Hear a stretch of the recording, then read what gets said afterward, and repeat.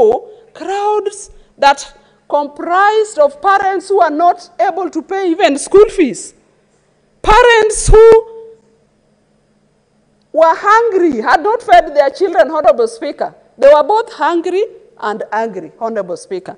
And finally, Honorable Speaker, we saw the angry, unemployed Kenyans. Honorable Speaker, you can feel with the Kenyans the discomfort of having to see money flying in your face, people arriving in money in choppers, while children are at home because you've not paid fee, while you have not fed your children, Honorable Speaker, while your youths who finished university 5, 6, 10 years ago, and they have no jobs, and then you have people flying in money. And Honorable Speaker, that is how we came into the situation in which we are in. I've told you, Honorable Speaker, that CDF came to support schools, but there are certain entities that have no support. For example, the churches that we have around. Honorable Speaker, I can tell you we are from recess, and over recess I attended a number of churches. One of them, a church called Nyabera Roy Israel in North Kabwochi Ward in Dewa constituency. And Honorable Speaker, if I gave you the picture of that church, I do not know how else they would be able to develop that church if people do not come together to support them, Honorable Speaker. And so, Honorable Speaker, the issue of Harambee is voluntary. But let us look at the Harambees vis-a-vis the Chapter 6 of the Constitution, Honorable Speaker. The Chapter 6 of the Constitution talks about leadership and integrity. Already there's a mention of honesty. Honorable Speaker, there's a mention of accountability. Honorable Speaker, there's a mention of discipline. So, an issue of people carrying monies in bags does not arise if you are honest, Honorable Speaker. If you are honest with ourselves, we would not need regulations to manage Harambees, Honorable Speaker. And so, Honorable Speaker, we cannot ban Harambees. We need Harambees to support the less fortunate. And Honorable Speaker, when we mention the issue of auditing, when people have given freely, they have given for a purpose. There's a reason why they are coming together to contribute. And it is willing. And there's a purpose. And there's a mission they want to accomplish. Why would we bring in the issue of audit? Honorable Speaker, even in our sectors, we have not achieved so much by audit because a number of misgivings are still even in the way our finances are handled, Honorable Speaker. So, Honorable Speaker, I support the fact that the Harambee system needs to be carried as the tradition was carried forward by our forefathers in the spirit of giving what you have. And it is about willingness. It is not about chest thumping and a show of power.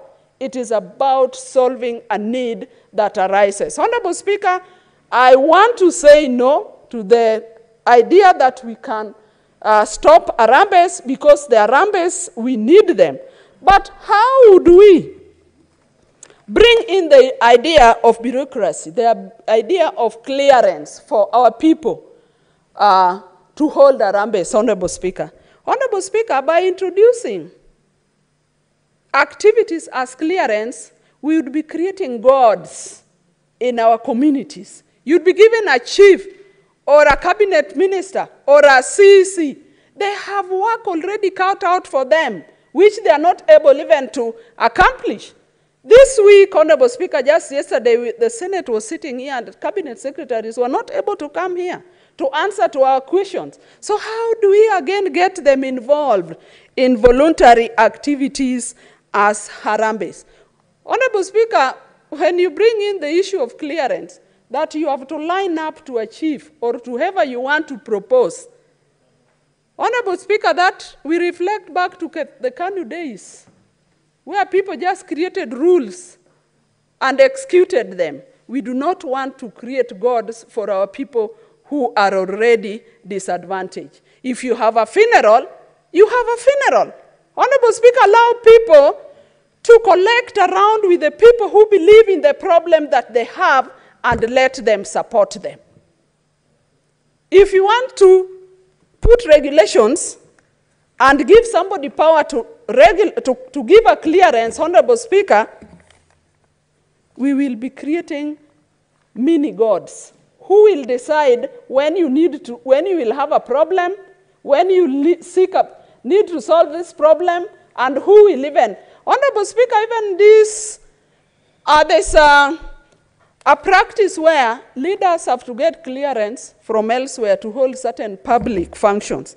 We've had very embarrassing situations where the person who holds the power to make clearance decides who holds a function and who doesn't hold a function. So, Honorable Speaker, I want to say that giving is in the heart.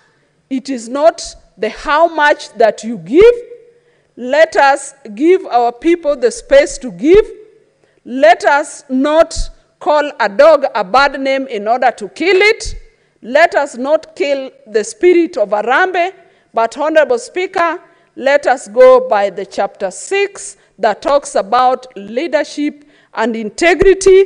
And, Honorable Speaker, by observing that chapter, Honorable Speaker, we will have done a lot of good to the Harambee process. But, Honorable Speaker, we must caution leaders who, once they are in position, power gets into their head.